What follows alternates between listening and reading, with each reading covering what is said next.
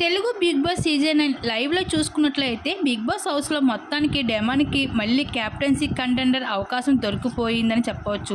తను 2 రోజుల పాటుగా క్యాప్టెన్గా ఎంపిక అవడంతో హౌస్లో పనులన్నీ సెపరేట్ చేసుకుంటూ వచ్చారు.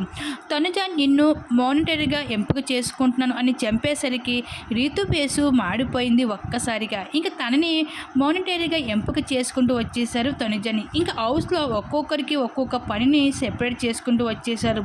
అలానే సులువలేని పనులని ఎక్కువగా అయితే హౌస్మెంట్స్లో ఒక్కొక్కరికి దక్కింది అంటే తనుజ కన్నే చెప్పుకోవచ్చు. ఇంకా అలానే రాముకి కూడా బెస్ట్ అవార్డు అందించేశారు. ఈ వారం అతి ఎక్కువగా కష్టపడింది అలానే బాగా వంట చేసింది రాము అంటూ రాముకి అయితే అవార్డు ఇవ్వడం జరిగింది. మొత్తానికి బిగ్ బాస్ హౌస్లో అయితే తనుజకి అయితే మానిటరీగా అయితే ఎంపిక చేసుకోవడం జరిగింది. అలాగే బిగ్ బాస్ హౌస్లో ఈ వారం అయితే 6 కంటెస్టెంట్స్ నామినేషన్లో ఉండడం అయితే జరిగింది. మరి ఈ వారం ఎవరు బయటకు వెళ్ళిపోతారు అనేసి మీకు ఎవరు అనిపిస్తున్నారో మీ అభిప్రాయం తప్పకుండా కామెంట్ సెక్షన్ సెట్ చేసుకోండి.